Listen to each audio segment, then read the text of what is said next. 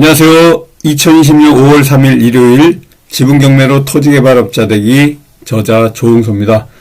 오늘 16강 할 차례죠. 공유물 분할 소송하고 부동산 처분금지 가처분, 보전 처분하고 본안 소송하는 방법에 대해서 앞으로 계속 말씀을 드릴 거고요. 오늘은 교재, 여러분들이 이 지분경매로 토지개발업자 되기 매일경제신문사에서 출판된 이 교재로 하고 있습니다. 교재 71페이지를 공부 들어갈 차례예요. 여기 보시면은요, 교재 71페이지입니다. 공유물 분할 소송하고 부동산 처분금지 가처분. 지난주에는 15강을 했습니다. 공유자 우선 매수 신청을 할 수 없는 경우에 관련돼 가지고 말씀을 드렸는데요. 가장 공유물 분할 소송을 통해 가지고 형식적 경매에 나갔을 때 공유자 우선 매수 신청을 할 수 없는 아주 가장 여러분들이 잘 알아야 되는 부분입니다. 가끔 질문하시는 분들 중에요, 형식적 경매에도 공유자 우선 매수 신청을 할 수 있는지 알고 형식적 경매에 나가면 내가 매수해 와야 되겠다 이렇게 생각하지만요, 형식적 경매라는 것은 타공유자와 내 지분을 모두 경매에 나가기 때문에 제3자도 그 형식적 경매에 참여할 수가 있습니다. 그래서 내가 언제나 매수해 올 수 있는 것도 아니고요. 또 타공유자가 공유자 우선 매수 신청을 통해 가지고 매수해 올 수도 없습니다. 제3자도 개입될 수 있는 이런 상황이고요.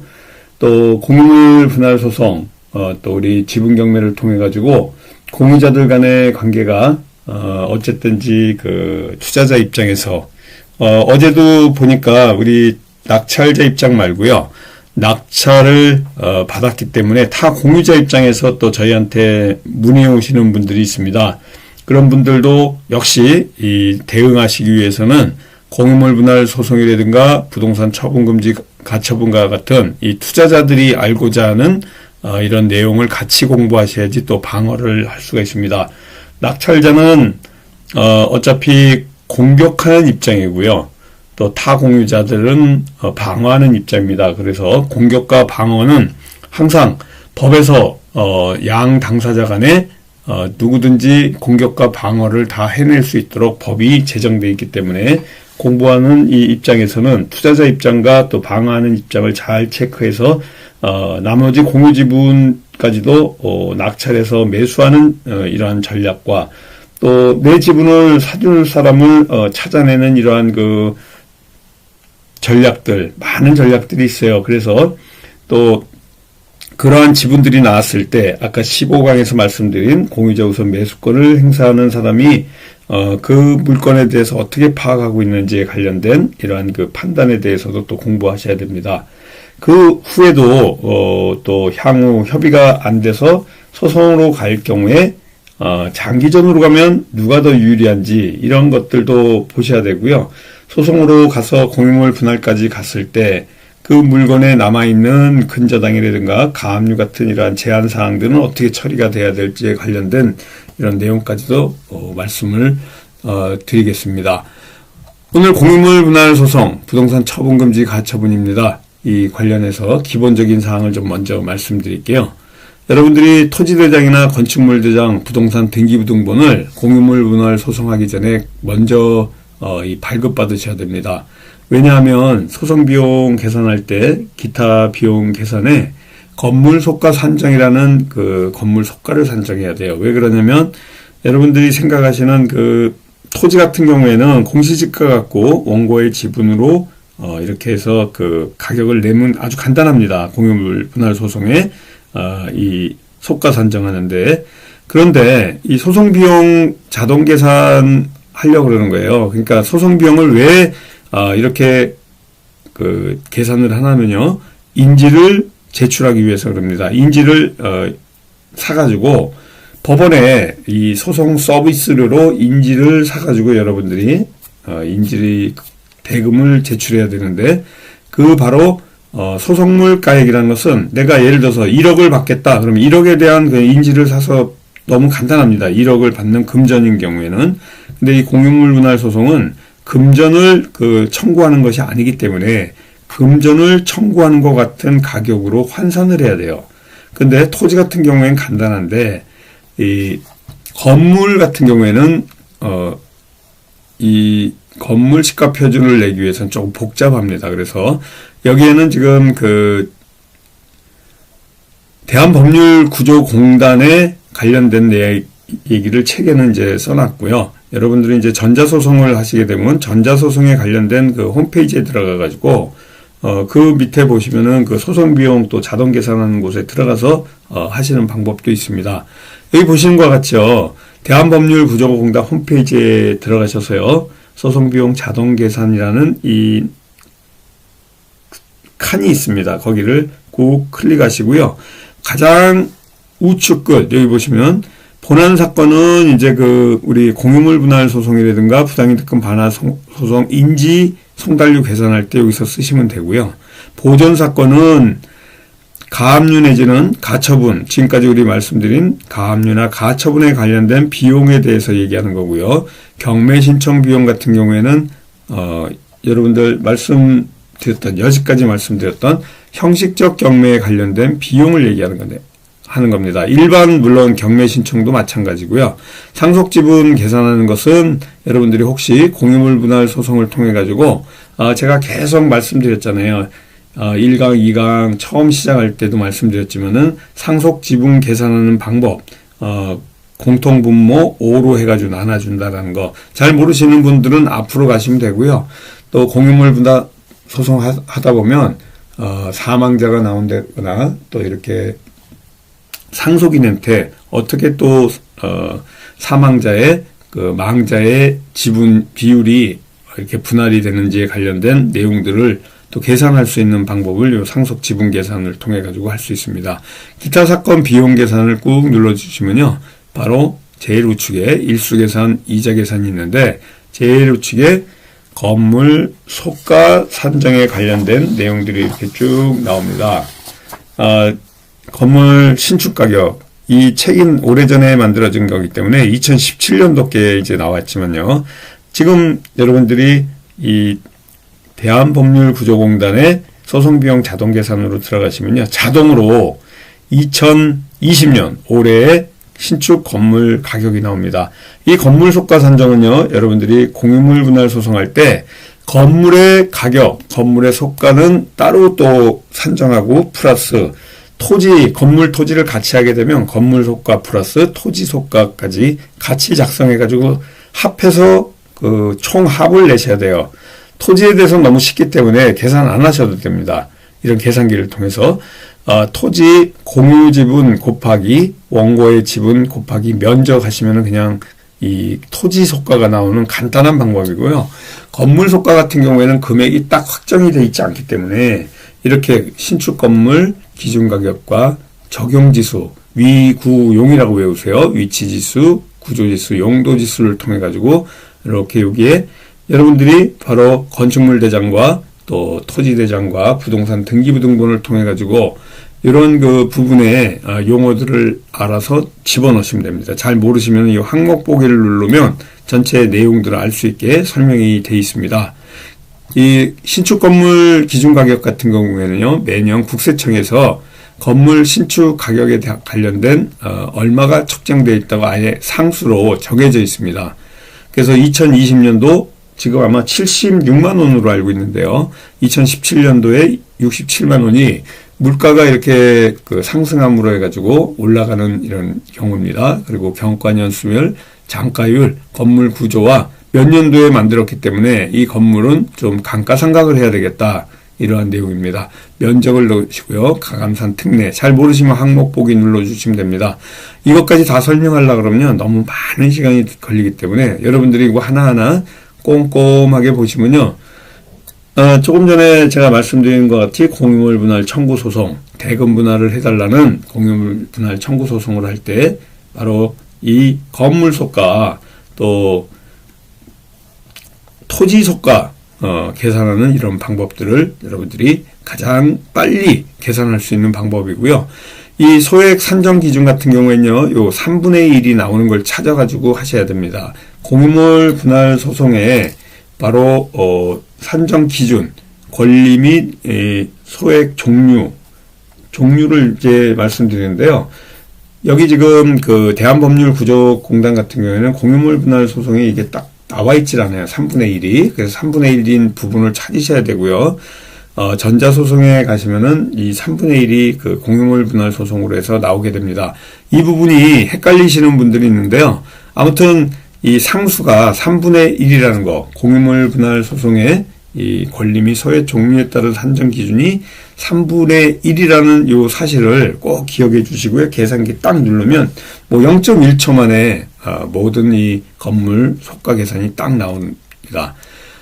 과거에는 이렇게 오프라인식으로요, 부동산 시가 표준액표를 판매를 했어요.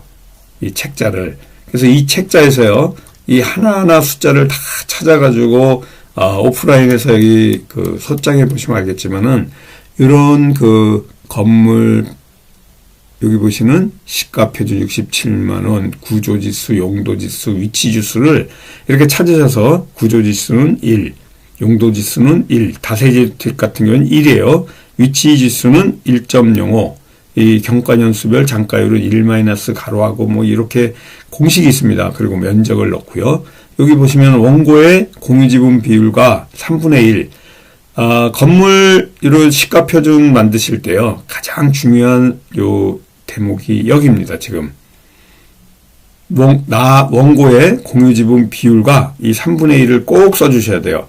이 부분을 혹시 피고, 그러니까 타 공유자의 공유지분 비율을 다 넣는다든가 모든 지분 비율을 안 넣고 이걸 빼고 한다 그러면 여러분은 소가를 더 내시는 겁니다. 이 금액이 엄청 커지겠죠. 이게 커짐으로 해가지고 여기 보시면 220만 원 나왔는데요. 요 인지가 더 비싸지겠죠. 여러분들이 이 원고의 공유지분과 3분의 1이라는 요 상수를 쓰시게 되면요, 이 바로 인지가 저렴하게 되는 겁니다. 내가 인지를 좀 싸게 낼 수 있도록 법원에서는 이렇게 원고의 공유지분 비율만 건물 시가 표준을 구할 때는 이렇게 원고의 공유지분 비율과 3분의 1 이 상수를 쓰라고 하는 겁니다. 인지를 좀 저렴하게 나오게 하기 위해서 그렇습니다. 그래서 다시 말씀드리지만요, 여기 건물 시가 표준이라든가 또 이 대지 시가 표준, 이거는 건물과 대지 같이 공통으로 공유물 분할 청구 소송을 제기한 경우이기 때문에 이렇게 내는 거예요. 그래서 여러분들이 이러한 그 공유물 분할 청구 소송하는 데 있어서 건물 시가 표준과 대지 시가 표준을 왜 만드는지 잘 모르시는 분들도 있습니다. 그런 분들은 지금 제가 다시 설명드리지만은 바로 인지액을 상정하기 위해서 건물 또 대지 시가 표준을 내는 거예요. 여러분들이 예를 들어서 다시 말씀드리지만은 금액을 청구하는 소송을 하면 금액이 아예 산정이 돼 있지 않습니까? 예를 들어서 내가 500만 원을 받는 소액 소송을 하겠다. 그러면 500만 원이라는 금액이 나왔기 때문에 여기에 바로 500만 원이에요. 그러면 아까 말씀드린 것 같이 여기 본안사건 인지 여기 딱 들어가시면요, 인지에 들어가시면 500만 원이라고 탁 치시면 돼요. 그러면 바로 인지 가격이 나옵니다. 근데 이렇게 공유물 분할 소송은 여기에 쳐가지고는 안 됩니다. 금액이 산정이 안 돼서. 그래서 기타 사건 비용에 들어가서 이 복잡한 적용지수, 위치지수, 구조지수, 용도지수와 같은 위구용, 또 경과년수별 장가율, 면적 이런 것들을 다 합산한 다음에 다시 말씀드리지만 강조합니다. 원고의 공유지분 비율과 3분의 1 바로 이 지분까지 다 맞히는 이러한 이것을 머릿속에 프로세스를 딱 두셔야 돼요. 잠깐 밴드 설명을 좀 드리고 나가겠습니다. 지분경매, 소송, 협상에 관련된 밴드예요. 여러분들이 실명으로 들어오시면은 여기에서 많은 이제 정보를 얻으실 수가 있습니다. 요번 5월 달에 이제 생활 방역으로 아마 5월 6일부터는 생활 방역으로 돌아갈 것 같아서 특강을 이제 시작합니다. 5월 26일 화요일 날 4시 반부터 7시 반까지. 그동안 2, 3, 4월은 이 코로나 감염 바이러스 상황 때문에 우리가 특강을 안 했어요. 그런데 이제 오랜만에 5월 26일 화요일 날 4시 반부터 1일 특강합니다. 교대역 13번 출구에서 하고요. 등록비가 5만 원입니다. 우리 홍범기 사무총장님 010-3033-9074 홍범기 사무총장님 이렇게 문의드려가지고요. 이 지분경매 소송 협상기술 특강에 대해서 여러분들이 공부해 나가시면 좋겠습니다. 지금 말씀드리는 이 유튜브보다는요, 아주 그 일목요연하고 여러분들이 꼭 알아야 되는 이러한 내용들, 소송과 협상에 관련된 아주 업그레이드된 이러한 그 프로세스에 대해서 말씀을 드릴 겁니다. 나홀로 소송하는 방법과 또 가장 중요한 협상에 관련돼서 말씀드릴 거고요. 교대역 13번 출구에 있습니다. 서초동에 있는 교대역 13번 출구, 서울 교대역 13번 출구 근처에 있는 이제 강의실에서 있는데요. 우리 홍범기 사무총장님 010-3033-9074번으로 문의 주시면 되고요.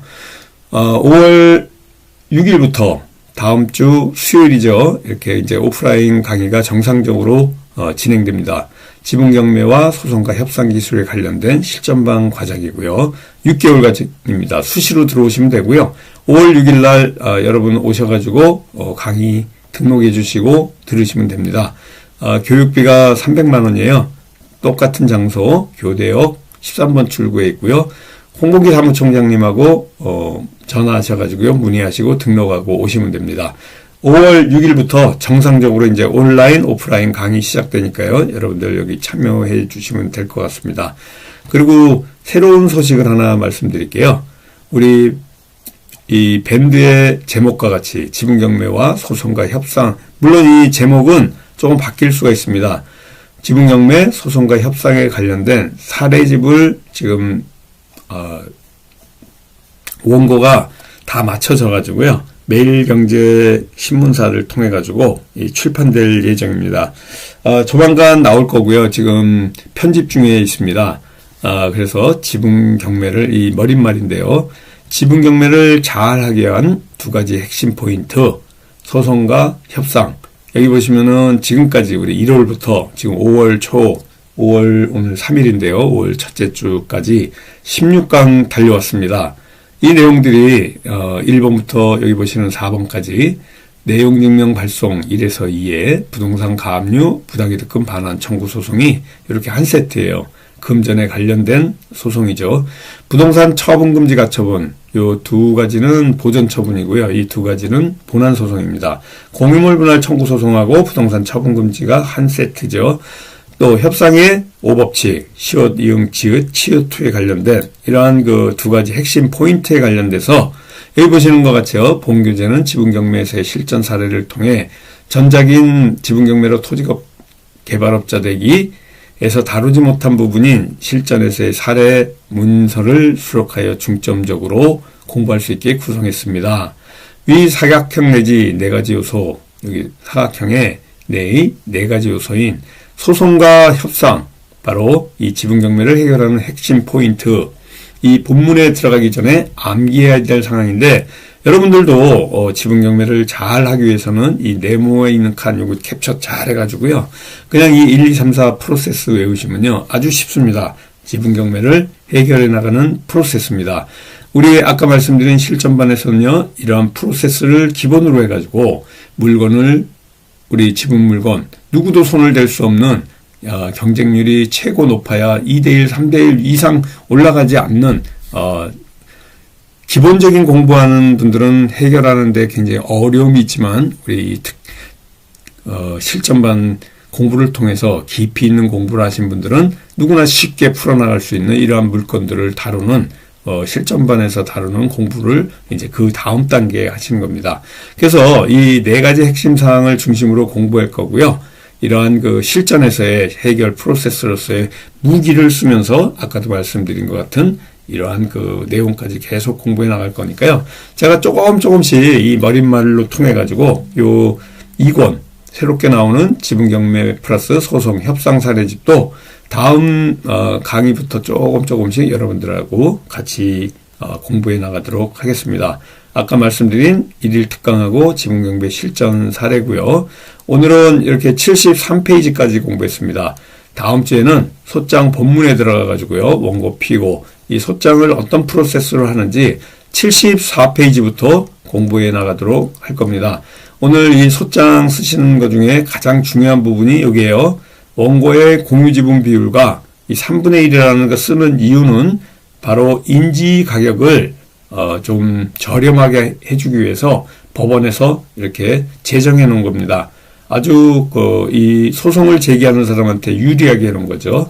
이런 것들을 혜택이라고 할 수 있습니다. 이 내용을 제목에 오늘 올려놓은 것 같죠.